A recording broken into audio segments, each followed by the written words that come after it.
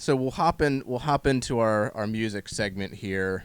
We'll pick up at 2011, and you may notice that I don't have my trusty notepad in my hand because we have a screen right in front of us now showing us all the information. So if I had known this, I would have made some like ornate dashboard and popped it up there. Pretty nice. I like it. I don't know what to do with my hands. I feel naked without the notepad. Well, do me a favor. Don't get naked and keep your hands to yourself. Oh, I forgot to like label which ones were top 4. I should be able to figure it out. I guess we're going to have to pick it on the fly.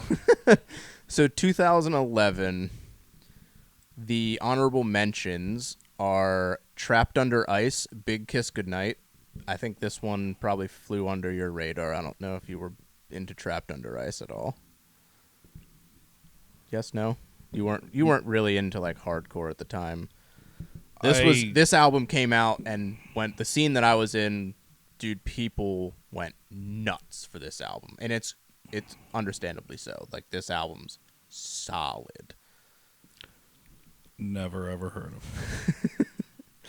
it. The other honorable mention here is gonna be 1, 2, 3, 4, 5, 6. There's 7 albums, so there's 3 honorable mentions. Yellow Wolf Radioactive. I think that's gonna be an honorable mention. This was his first. I think was this his first release when he got with Eminem. It's a good album. It's not his best stuff. His best stuff came like a little bit prior to this before he was signed, and then after this is when he started really doing a lot of good stuff. And yeah, we're actually going to talk about him in a year. So the other honorable mention here is going to be Aaron Lewis, Town Line. I think this is his debut album as a country artist. He is the vocalist for Stained, for those who don't know. And, dude, I love Aaron Lewis. I absolutely love his country stuff. I can listen to it all day long. Yeah, I think it's cool that he can transcend multiple genres. I mean, he's not my favorite country artist not my favorite country artist, definitely not. But his voice lends itself very, very well to singing a country song. Yeah, I mean, the deep, raspy voice.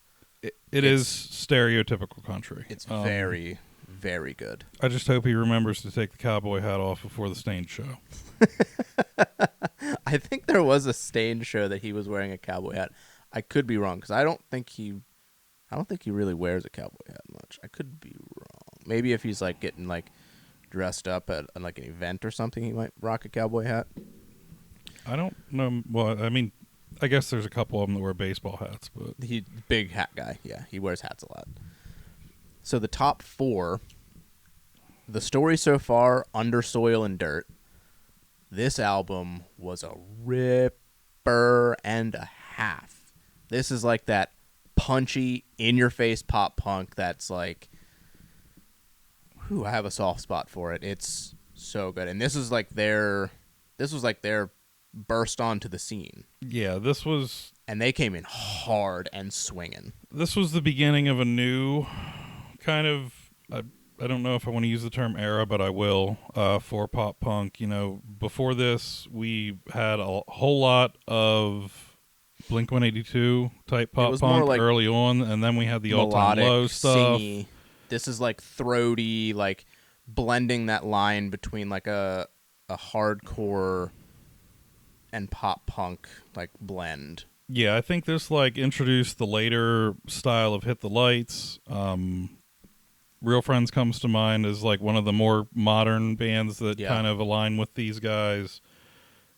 Handguns, yes, elements of that I think kind of align with that. And you know, is this the album that started it all? It's definitely in the conversation because I remember when this album came out and the song Mount Diablo, like that one was just insane. That drum part in the beginning and then the guitars fade in and it's just that like real throaty, like raspy type of singing. It's so good. Such a good album. I feel like it had a lot of Wonder Years feel to it. Kind of, yes. But it was with definitely more punchy. Right, yeah. The guitar parts, the drums were definitely, how do you say? More hardcore influenced, for sure.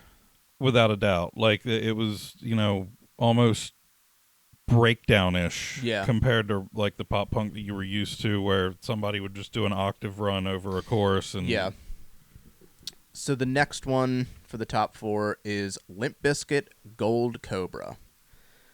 So this album, for me, came out of left field because I wasn't expecting it. I wasn't paying attention to Limp Bizkit. They hadn't put anything out for a long time. And they just kind of put a couple songs out from this album, and it was like, oh, like, they're back. And boy, did they come back swinging in this album, because it's classic Limp Bizkit. It's the classic nu metal that you've come to know and love. It's solid album. Transit, Listen and Forgive. This album is incredible. I listened to this album, and then I discovered that they were playing at the Chameleon like that same day. I literally got home from work and just left and went to see them at Chameleon. And you wouldn't do that today. No, absolutely not. This you album should, is but like, you would. Well, I mean, Chameleon's closed, but it's more like I wouldn't say technical, like melodic pop punk, because I wouldn't even call it pop punk per se. Like, it's definitely more melodic and singy and like in your feelings kind of. And they got Patrick Stump to do guest vocals.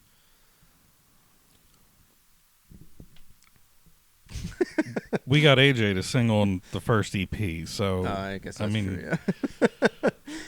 And then the last one for the top 4, Gideon Costs. This probably isn't on your radar, Gideon. I remember it. I don't remember it well, but I mean, it's not going to be my pick. So. This band, ever since this album, has just put out absolute bangers, especially the new stuff that's just coming out. God damn, dude. It is heavy. It is in your face. It is just so damn good. It's really like, it's really clean in like how riffy it is, and with like the riffs, when you stop playing in that riff, it is dead quiet. Like, it is just muted. It's like really rhythmic and like kind of offbeat at the same time, if that makes sense. It's incredible. I love Gideon. So basically you're saying that they are like the Mandingo of hardcore? No, they are definitely. I wouldn't call them hardcore per se. Like, that, trying to define hardcore is a nightmare. It's an absolute nightmare. To your point, though, like that muting thing where like it's that's good production and engineering. Yeah, like that's definitely. more on them than it is on the guitarist, because I don't know a guitarist that can keep his guitar entirely silent.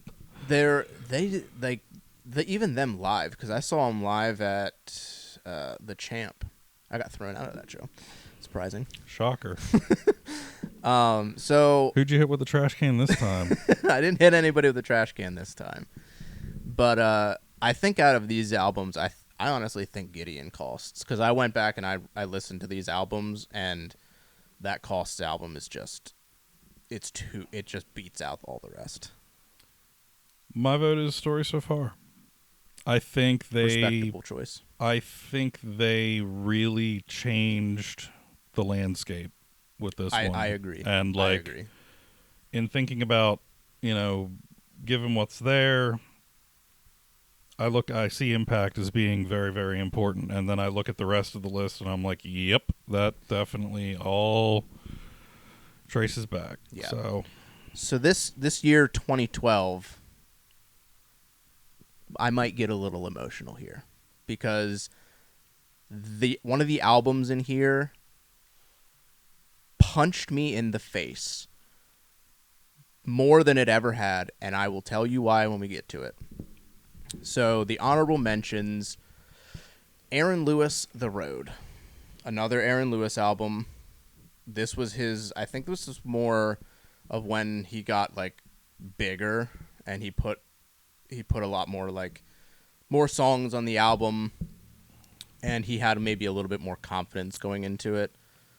Album's incredible, of course. Like I said, I love Aaron Lewis as a country artist. Absolutely just rock solid. You can't go wrong. Yellow Wolf and Travis Barker, Psycho White. This was a combination that I didn't know I needed because it was killer. The drum work of Travis Barker with like the hip hop roots and the beats with Yellow Wolf.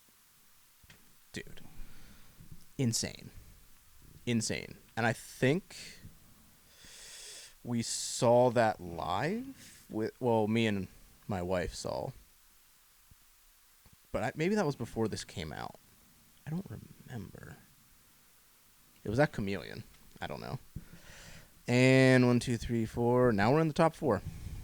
So, like you said, Real Friends. Here they are. Everyone that dragged you here. This is the Real Friends album. This is Sleepy Eyes and Bony Knees. This is the beginning of Real Friends. They started like the Midwest emo, didn't they? That sound. Looking back, I don't think it's their best album. Ooh, I don't think that was their best album. I don't know. Because they do have like in this album they do have like some, I wouldn't say heavy guitar tone, but they do have like a more like aggressive guitar like style. It's not as like all over the place with like the Midwesty like finger picking and then into like the strumming of the chords and like the bobbing. Like this was more like kind of their for a lack of a better term, aggressive. It was more like of a pop punk feel rather than like a pop-ish feel.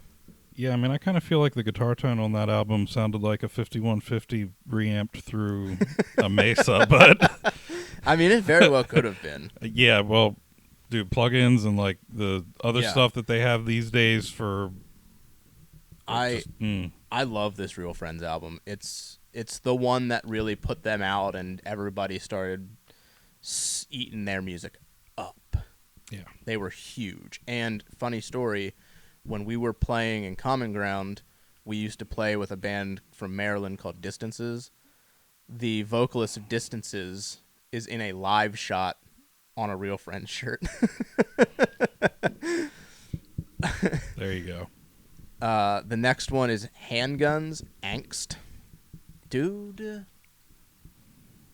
this is exactly what it sounds like. It is teenage angst in an album. Bang. It is, my boss is an asshole.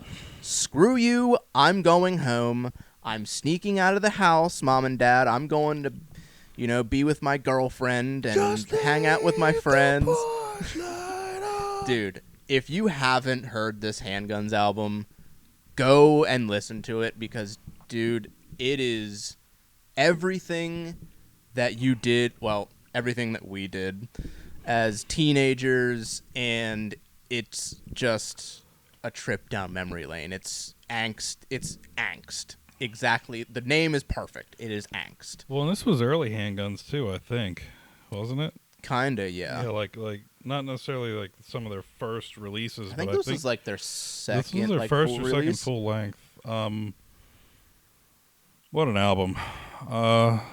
Not really the future sounding pop punk that we're talking about. Blends a little bit of that, but it's really more homage to what was on its way out. So yeah. I love their sound too because it's that faster pace. Like Taylor had that real like throaty, high pitched vocal, but it wasn't like a clean. It was more like in your face, aggressive. Just it's so good. Handguns very much embodied the punk side of pop punk Yes. with the ideas of, early retirement. And it's like, Yep. this isn't early retirement. This is me getting fired. Right? It's like I'm getting fired from a pizza shop, and you can shove it because I don't care. So, I think that's cool. But. Yeah, dude, it's like I said, if you're in your mid-30s, this album will lend itself to you. Just listen to it. Imagine you're 16 years old, you're working at that pizza shop, and your boss is like, hey, can you work a double today? So-and-so called off. And you're just like, no. And he's just like, well, you don't really have a choice, or else you're fired. And you're just like, I quit. Stick to Your Guns, Diamond.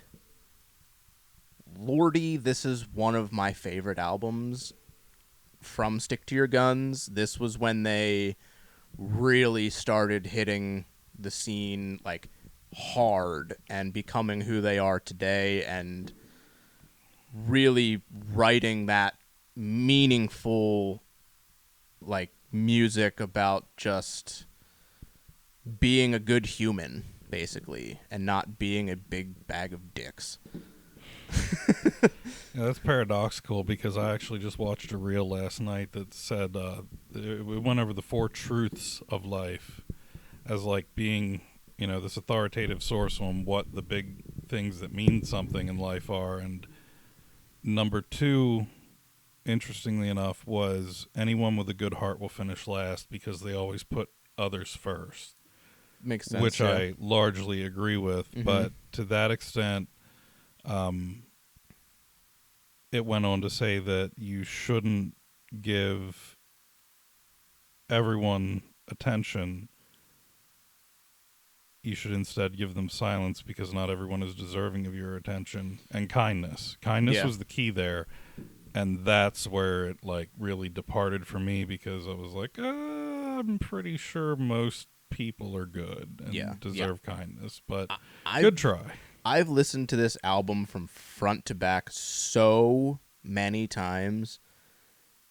It's insane. And it's absolutely perfect from front to back. It's the songs hit, the lyrics hit, everything about it is just top notch. It deserves everything and then some. It's so good. And it would have been my pick for this until I visited this album again that I'm about to say, and these 2 songs in this album just kicked me in the throat so hard, and that is The Ghost Inside, Get What You Give. My God. So this is my pick, and I'll tell you why. So it's an album that was dedicated to the vocalist's brother, Ryan. The songs that he wrote for this album cater to those who've experienced loss, grief, who are down on themselves, who don't see that light at the end of the tunnel. They can't get up. They just don't know how to carry on. And these songs just tell you exactly how to get through that. And lyrically it tells you it does get better. And it hits, like, the guitars are heavy, the drums are heavy, the lyrics are just in your face, in your ears, just full force, swinging at 100 miles an hour. It's so damn good. Have you heard this album? Twice. It's, dude, I mean, so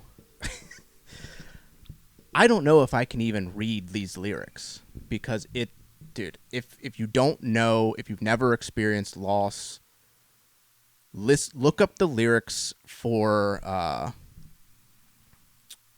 White Light and look up the lyrics for Slipping Away and listen to the songs for one. If I could put them in the video, I would, but copyright says no. But the lyrics are so just, it cannot describe it any better. I wish I could read them, but I really don't think I can without crying. You're reading them now? Yeah. I mean, imagine my situation. Yeah, you shouldn't read these. I mean, if you want me to read them, I'll read them. But I want to, but I'll have you read them because I really don't think I can get through them. But to put it into context, I'm mid-30s, and I have lost both of my parents.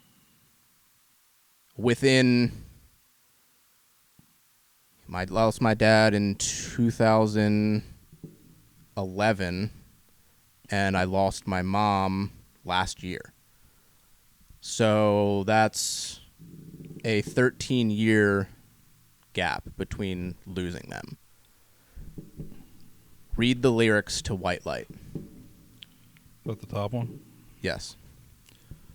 I used to be the fearless one, living each day like death would never come. I feel his cold breath on my neck. He's watching my steps and telling me that I could be next. I am so lost at sea, Ryan. Shine the light for me. I'm sinking. I can't swim. I need you here to pull me in. I am so lost at sea, Ryan. Shine your light for me. I'm sinking. I can't swim. I miss you. Brother, you will never dim. Dude, those lyrics at the end of that song are just... Because it's like... It's a more melodic part to the end, and he is just screaming in like this... It's more of like a faint... It's not like front vocals. It's more like background in the background vocals. But basically he's screaming out to his brother who has passed away of like, dude, I'm sinking. I can't swim. I don't know what to do without you. Well, it sums it up perfectly. Yeah, I mean, it leans on this metaphorical approach to loss being drowning. You know, it's exactly what it feels like. A sea that is just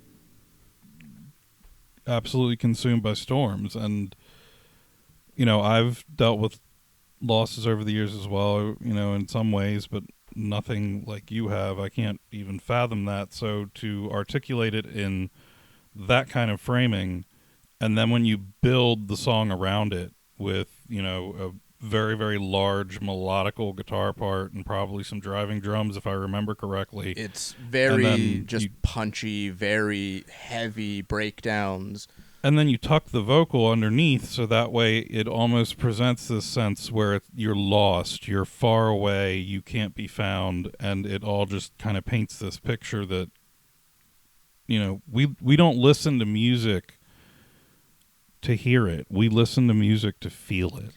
Yes. The thing, like, this album really, if I was to tell somebody who doesn't listen to heavy music, where they're like, I don't hate it, but I'm just not seeking it out, I would tell them to listen to this album and to just sit in a chair, put your headphones in, close your eyes, and just feel the guitars, feel the drums, feel the screaming vocals just driving the music, because it really takes the message of the songs and amplifies it.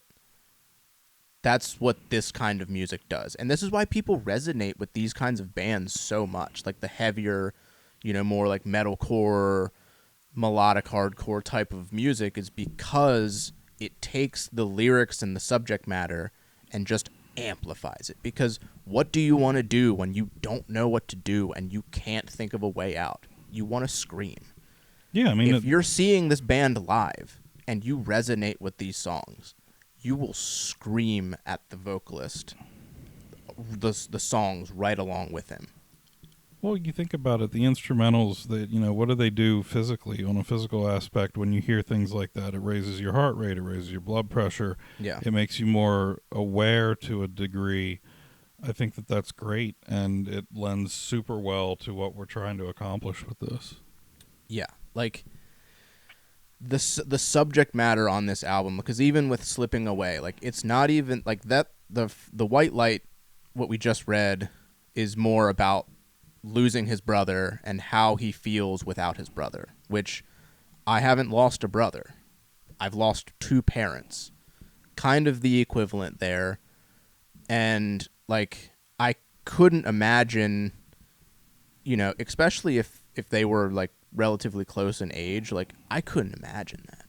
I couldn't imagine losing, a brother that was close to my age, and how that would feel, especially if you're close. Like, I mean, losing a parent's hard enough. Losing both of them is almost impossible, but losing another family member like that would just be a whole different experience and a whole new level of loss and grief and stuff like that.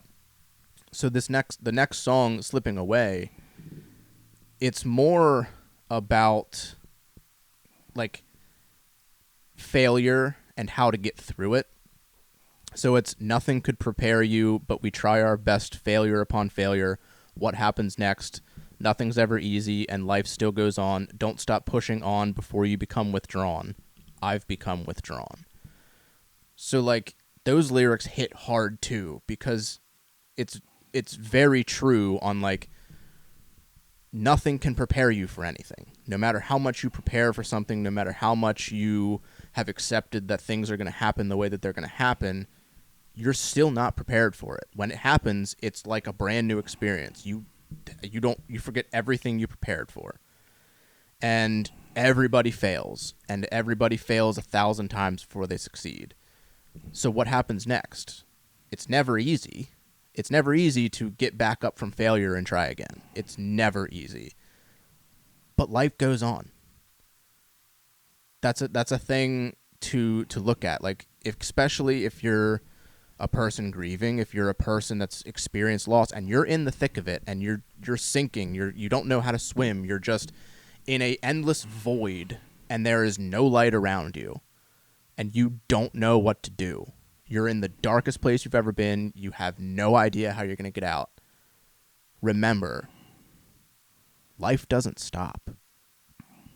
Life goes on. So what do you have to do? You have to push on. Lace up your boots, tie them tight, start climbing that mountain. Get yourself out of it. It's the best thing you can do because you can't sit in there forever. I don't wear boots. You can't sit in there forever. And what happens is when you're dealing with all of this stuff and you get to the point where you're like, I don't want to become, like he says, I don't want to be withdrawn. But then you realize that you are withdrawn. You're exactly what you didn't want to become.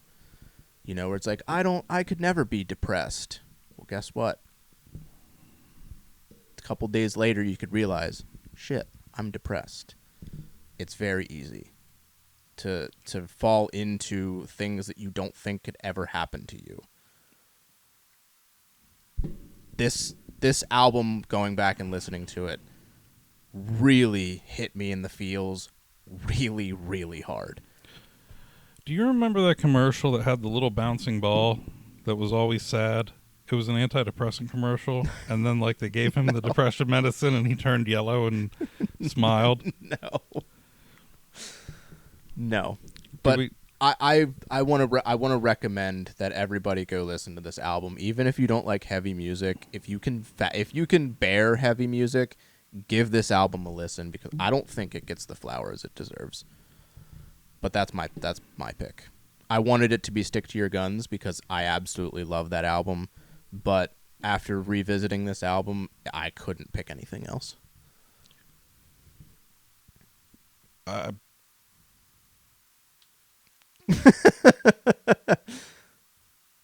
me guess on your pick. Real Friends. No? Handguns? No? Well, then I'm lost. The Ghost Inside. Yeah? Is it because of everything we just talked about? No. No, I looked at this earlier, and I listen to Angst more than I listen to the rest of them. I'll be honest about that. Like, that comes up in my shuffle a lot. But,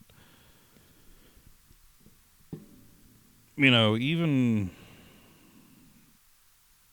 without the aspect of loss, I guess with my situation, it's different but similar.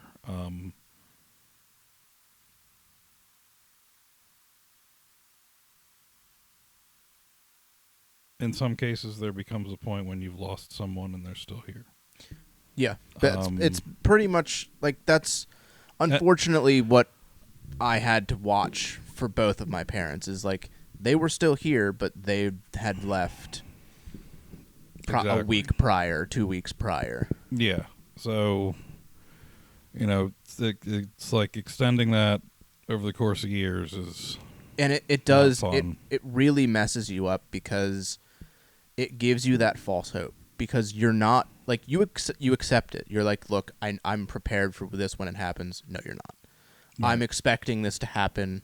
No, you're not. I'll tell you right now, you're not. Because they are still there. It is still, you can still drive down the road, drive 20 minutes away, and you can still go visit them, whether they're awake, whether they're sleeping, whether they're in a coma, whatever it is that you have. They are still physically there. You can reach out and you can touch them. Exactly. When that is taken away and you can no longer just pick up the phone, that's when it becomes real. That's when you experience loss. That's when you start to experience grief. And that is when you start to really be tested on how you can handle that.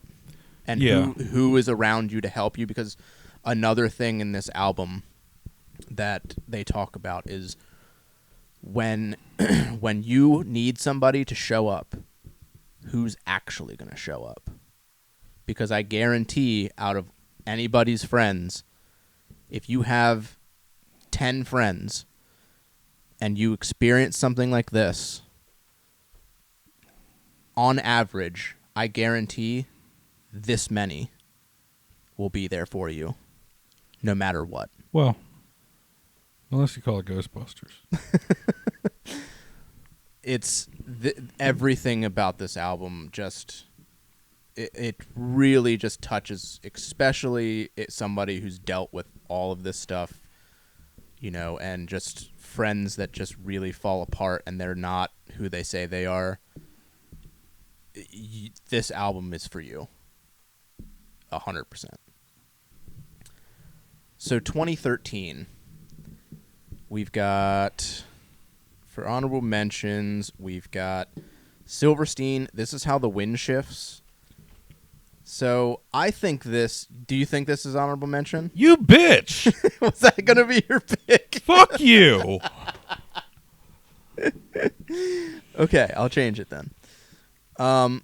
Logic, yeah, thank you. Logic, Young Sinatra, Welcome to Forever. Take that album back to Baltimore. This is when he was releasing. This is before he became big and huge and who he is now. It's good. It really is. It's Logic. It's good, but it's definitely not as polished as his stuff now, and what he released in the past. What's another honorable mention that you want on there?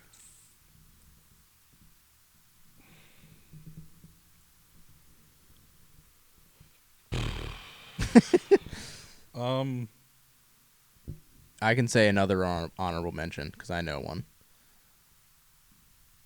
Either the last one or... Absolutely not. The third one. That's what I was going to say. Eminem's Marshall Mathers LP, too. It was decent, but I think this is when Eminem was putting stuff out where he hadn't really caught that stride with his newer stuff. He was kind of like... This was a sequel to the Marshall Mathers LP, so like it was kind of like hitting on those songs and the subject matter in those songs and trying to like kind of envision it. It's good, but I haven't gone back and listened to it until this, and it was just kind of... This was a release for the sake of releasing. I agree. Out of the top 3 at the top of the list, which one's the weakest? The third one. The third one? So the other honorable mention, I think it's the top one. for me. Yeah. The last honorable mention, Real Friends, Put Yourself Back Together. This is a good Real Friends album, and they're still real friends, and they're still sad boys and everything, but it wasn't Everyone That Dragged You Here. Are they still real friends? Are they still making music? I think they are. I thought so. I think they are. I don't know, but... So the top 4... Wait. No, that was after 2015. So the top 4, Silverstein, This Is How the Wind Shifts. To me, it had its couple of songs, and like I can put it on and listen to it from front to back, but I'd have to be in a certain mood to listen to it from front to back. I live in that mood. Yeah. This one was a good one for you? You like this one? It's not my favorite Silverstein album, but I feel like this was kind of like their finale, if you will. Because I haven't really been a fan of anything that come out since then, like in a super big way. I mean, it's not hitting like When Broken Is Easily Fixed and Exactly. Discovering the Waterfront. But this one was marginally close, so I can respect it. It's a good album. and more importantly, amongst the options, it's like, okay, we don't have a whole lot to work with here. Well, for me, the last one is. I've never heard that one. You're going to. The story so far, What You Don't See. This was when they were still in their like. This wasn't as punchy as Under Soil and Dirt, but it still had the more throaty vocals, the in-your-face vocals. It was still like more leaning towards that punk-esque type of sound, which I like. I mean, I like this album. I like from Under Soil and Dirt. Those two albums, but to me, are like the story so far in their prime. Absolutely fantastic. I love this album. This is like the green vines and stuff on the front. Yeah. No, not really a fan of this one. Take it. Think they could have done better. The third one. Sorry, guys. Third one for the top 4. Turnstile, Step to Rhythm. I forgot about this album. And when I was doing research for these years, I was having trouble looking at like major releases when I looked at like the Wikipedia for albums released in 2013. So I had to dig deeper because I had discovered that some of this stuff wasn't in those lists. So I searched up pop punk releases in 2013, and I really looked up like I think it was hardcore releases in 2013, and this album came up. I was like, huh, I haven't listened to that in a while. Well, yeah, I don't think they included the super indie labels on those lists. And I put that on, and I was like, oh, I remember this album now. This album is sick. So it deserved to be in the top 4 because it's a ripper. This is when hardcore started to show the influences from like Metallica and like that style of like really like thrash metal influences. Not even like super fast drums, but like the guitar wise, it was just like, it was so good. I love this album, and it's really, really good because it's not like yelling vocals. It's not screaming vocals. It's more like yelling vocals. It's like throaty pop punk over like hardcore, really like stop and go. Stop. You make me want to pull it up, and I can't do that.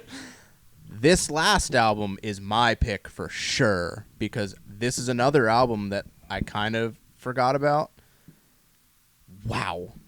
Twitching Tongues, In Love, There Is No Law. Listen to this album because this is such a unique sound. It still blows my mind like they were huge when this album came out. Funny story about this album. we were going to a show in Baltimore at Charm City Art Space. Have you ever been there? We were going to a show. I don't even know if it was Twitching Tongues who was playing. A couple people we knew wanted to go see Twitching Tongues.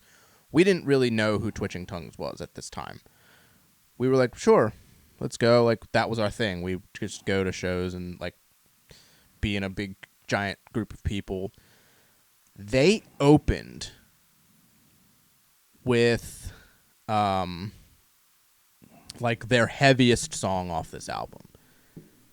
And we had listened to a song called Preacher Man on the way down because we were just like, we got to figure out who we're seeing. They played Preacher Man on the way down, and I was like, oh, this is like heavy, but it's not like heavy. It's more singing. It's not like yelling or screaming. It's singing melodically and well. And then you got there. But there's like some heavy guitar parts in it, but it's not like breakdowns. It's just like high gain, just chunky guitar. And I was like, oh, like this is pretty good. Like it'll be like more sing-alongs. Boy, was I wrong. We are like, there's the front, there's the middle where everybody like moshes, and then there's the back. We were just kind of chilling in the back. We were like kind of against a wall. We're just like there. And they come on stage and they're set up and they open and they play the heaviest riff off this album. The place pops off. I'm getting punched in the head. Alicia's getting punched in the head. We're just like, what? Is this the same band here? What is going on? And it went off. And we were like, oh, this band's heavy. Okay.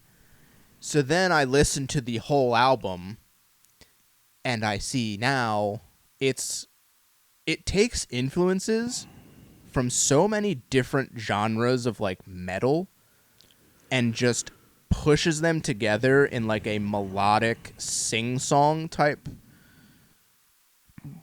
like sound. It's very like, imagine the bigness of like the black metal bands like Behemoth and like Ghost, where they're like really like instrumental and just they have kind of like violins going on in the background and there's guitar, there's like acoustics kind of tucked in there every now and then. It's that broad of a spectrum of like in a song, but the guy's like singing and singing well. And you're just like, it's really big sounding. It's like a cathedral type of sound. It's really good. I think you would honestly maybe like it, or you would just probably hate it. One of the two. I doubt I would hate it, but if this is the band that turned Charm City Art Space into one big circle pit, I'm down. Dude, it was like unexpected. It was crazy. This album is incredible. Listen to it. Twitching Tongues, In Love There Is No Law. That is my pick. And the album art for this is sick. I have the long sleeve that I was going to wear, and I had it on for the day we were originally supposed to record this, but that didn't happen. So now it's dirty, and I didn't wash it. Boom. What's your pick? Silverstein. I knew it. I think that would be Ty's pick, too. No. Ty would definitely pick Real Friends. Maybe. I don't know. I think he likes that album, even though we didn't include it in the top. 2014. Oh! 1, 2, 3, 4, 5.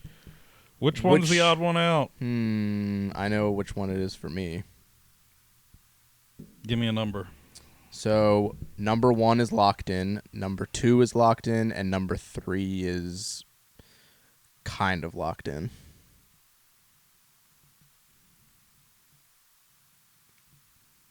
I think number 5 is probably your honorable mention. Jason Aldean, Old Boots, New Dirt. Me personally, maybe it's a hot take, maybe it's not. I'm not really that big of a Jason Aldean fan.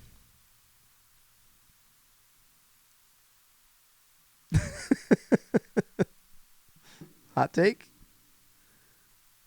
Do you listen to him at all enough to know? I've listened to quite a few of his songs just on So like 3. No. Okay, 5.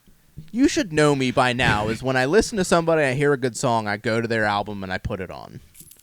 I don't know. He's too pop. I shouldn't say too pop country because some of the people I listen to now are like as pop country as they fucking get, and they're some of my favorite artists right now. But I don't know. I just never got into Jason Aldean. So my premise with Jason Aldean is that I saw him at the York Fair 2 years ago. I believe Alicia was there as well.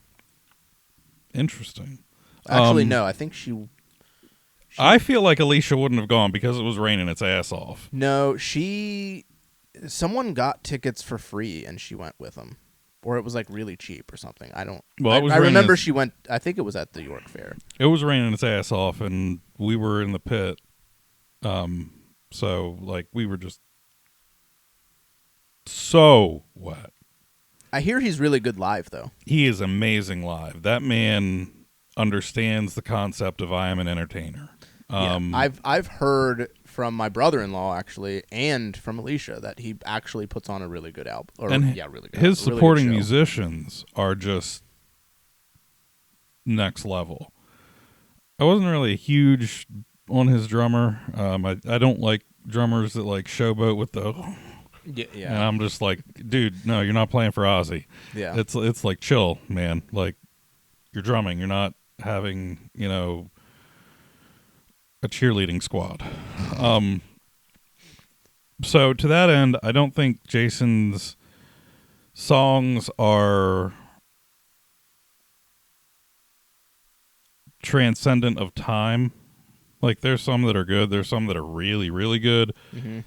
But it's his performance of them that makes him as a musician amazing. So in context, that's where I think that, honorable mention, especially this album, because like there wasn't a lot on this one. There really was like this year and 2015 were really lacking in the release department. Yeah, except for that fourth one on 2014. That's like fire. See, I'll tell you then.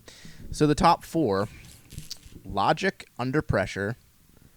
This is the Logic album. This is the one.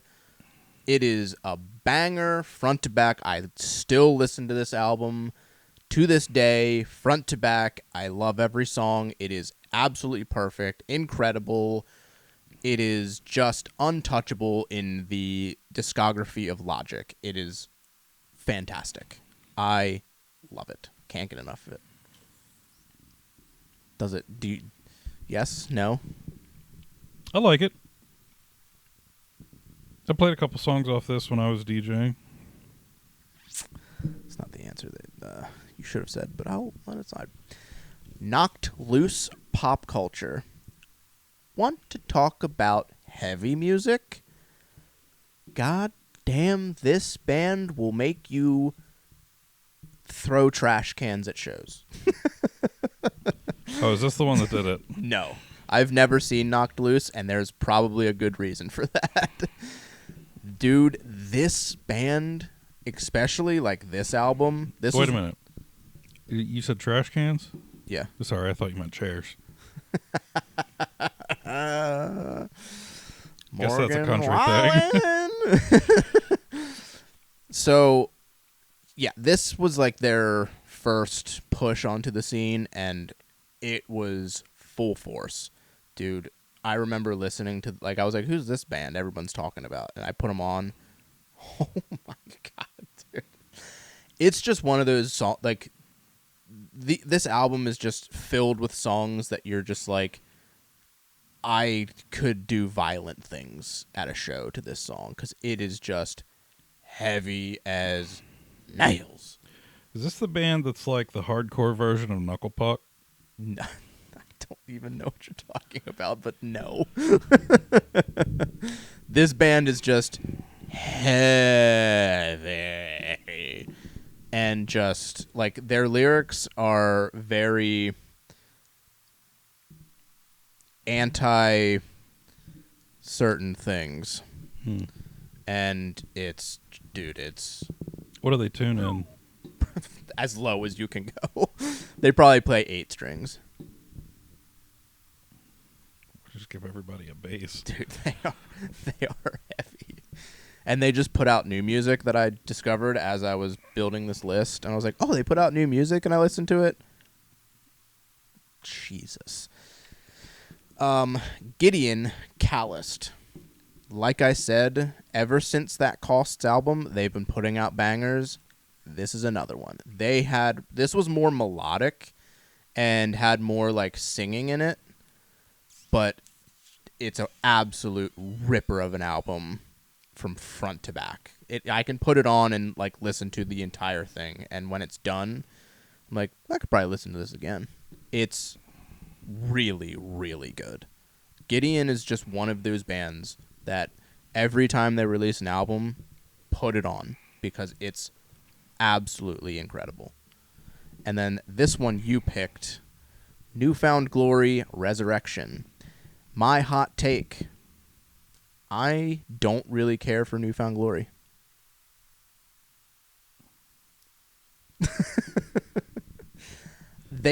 Whoa. So, like, I thought you were going to say I didn't really care for this album, but then you pivoted and just, like, declared that you didn't care for the whole damn band. And now... So, they're just one of those bands where when the hits come on, I'll listen to it and sing along and stuff. But to put on an album from front to back, I couldn't. Like the songs that come on, like to think right off the cuff is My Friends Over You, All Downhill From Here. Then I feel like there's like 2 or 3 other like songs that were popular. Truth of My Youth. Nope. One More Round. Nope. Coming Home. Nope. You clearly haven't listened to enough Newfound Glory to make a decision on this. Well, I feel like the Chick-fil-A girl in that video where the girl says barbecue sauce and she's like, no Chick-fil-A sauce? It's like, no Newfound Glory, but you fucking like Gideon? Like, so what are... I feel like the songs that most of the songs I know are off Sticks and Stones. Exactly. So you haven't even gone beyond that. I listened to Catalyst. Is that even the name of the album? Catalyst? Yeah, the one with the like weird. Yeah, that had All Downhill From Here. It was like all like. They have an entire album of movie songs. Well, yeah, they did Kiss Me. Right? Yeah, well, I mean that sucked, but sorry, it did. Like their rendition of "Kiss Me" by Sixpence None the Richer. It's just like, please, no. Yeah, I don't know what it is about them. I think it's his nasally voice. I just never like got into them like heavily. I'm gonna need you to listen to the entire Newfound Glory discography for this week and get back to me on an answer. Okay, I will do just that. Weather through it. I'll do that. I think it will gain track, especially if you listen to, like, if you want to parse it down to one album to listen to the album that was live from Chain Reaction. Mm-hmm. Because it's got like all the good stuff, and it's live, so you get that like Newfound Glory, like because the live performance is part of Newfound Glory's like charm. Yeah. So getting that aspect to it is important. I think for me, for 2014, it's Logic Under Pressure.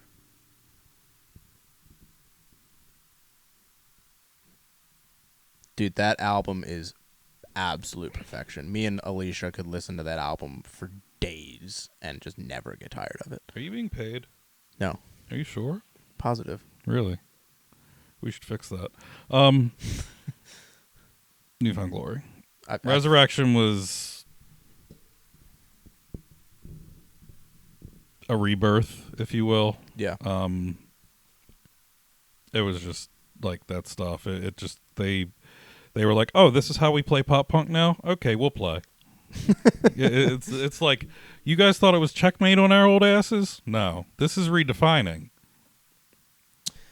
And if you listen to like Catalyst and then put on One More Round from Resurrection, you can hear it. Like you'll appreciate how they evolved as everything else evolved, and Yeah. thus managed to stay relevant. Well, that is like, I know how relevant they've stayed and how, like, in the whole pop punk universe, how they've still been at the top after all these years. So I can appreciate that.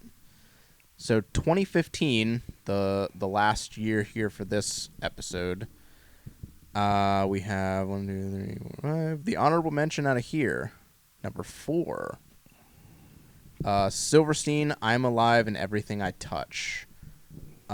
This, again, for me, as a Silverstein album, I could put it on and listen to it from front to back, but it's not my favorite Silverstein album, again, but it's the songs that are on this album that are like the hits are really good, which I feel like with these Silverstein albums, like the songs that were singles and the songs that were pushed were bangers and they were really good. But albums as a whole, this is when albums as a whole, for me, I think, like, started to kind of peter off. I think. I could be wrong. But I think whole albums started to kind of go under the wayside, and it started to become more single based and more just like single song releases and blah blah blah. He said Peter. So 2015, yeah, Silverstein, I'm Alive and Everything I Touch is How are you gonna say the that? honorable mention. What? How can you say that? What? T Swizzle just released Tortured. What's it called? The Tortured Poets Society. You can't. When you're talking about an artist and you say Taylor Swift right now, I said T Swizzle. yeah, anybody and their mother and their grandmother are going to sit in a room together and just like light black candles and dress in like the robes, and they're gonna like cut their hands and join hands and just gonna sing the album together as they resurrect some crazy pop culture demon that has blonde hair that just So that's what it takes to get her here, a blood pact? bro. It ain't that hard. I'm gonna make a call out, even though this is not even gonna reach him in the slightest. Meat Canyon should do a animation of people doing blood rituals to summon a demon to consume Taylor Swift and then birth the Antichrist. I feel like you just opened the door to a very large lawsuit. Imagine how awesome that would be. He did one where it was Taylor Swift. It was Taylor Swift and Travis Kelce. I love Taylor Swift, though. If you haven't watched that Meat Canyon animation, watch it. It's fantastic. I don't. I like her old. I like her old stuff. stuff better, but I think she's good for society. Okay. Bro, like women out there supporting their man at his football games. I mean, he's more of a like card in the deck than she is. So 2015 top 4. Story so far, self-titled. What a different band that they became during this.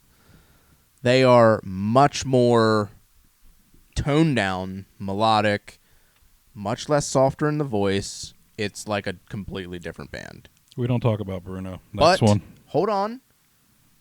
I liked the change. Next. What? I did. I actually, the more, like, when I first heard this, I was like, whoa, what's going on here? And it was like a shock, and I was like, I don't know about this. But the more I listened to it, I was like, you know what? It's good. I'll bite. And then the more I listened to it as time went on, I was like, that's actually really good. I actually really enjoy that. So it's a nice, easy listen. When you just want to, like, throw some music on while you're doing whatever, it's a good album. Stick to Your Guns, Disobedient. This one was in the realm of Diamond and just absolute perfection. These two releases from them are just perfect. Punchy, in your face. I'm going to tell you how it is. I'm going to tell you my opinions. I'm going to tell you my beliefs. And I'm going to tell you why the world is a really messed up place and why and how it's gotten to that point. That's basically the epitome of both of these albums, and it's fantastic. If you haven't listened to either of those albums, go listen to them because they are so damn good. You're not a Stick to Your Guns fan? I didn't say that. I just like Taylor Swift. And I find your lack of support for her disturbing. Number 3, Yelawolf Love Story. This is when he started hitting that stride of like putting out just because this is the start of when he would recreate his sound with every release, because he was still in like the hip hop rap realm here, just not as hardcore towards the rap part. It was more like beats, rhymes, but with a like song structure. And then like the next release after this is like when he started getting into more like the country-ish type of rap. I don't know how to describe that. Folky rap? Folky maybe? rap, sure. Like, whatever you want to call it. Country rap, folk rap. You said it. Whatever. Now they're going to flag the video, and all kinds of people are going to have crazy bureaucratic things to say. And whatever it is, he just kind of leaned towards that, and then like he would have more releases that were more hip-hop than anything, and he's a guy that's constantly evolving and constantly changing, but it's mostly for the better, and there hasn't been many like releases that you're just kind of like, meh. He's always a good listen. This album's one of those like really strong releases where you could definitely throw it on from front to back, and it's a banger of an album to listen to.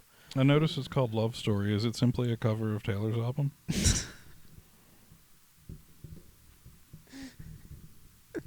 No. No, it's not. That's so unfortunate. The last one is Fall Out Boy, Americana Beauty, American Psycho. And I'm going to be honest, you fed me this one because I couldn't find anything else to put on here. I stopped listening to Fall Out Boy after From Under the Cork Tree. Oh, this was the... Yeah, this album's garbage. I hated this version of Fall Out Boy.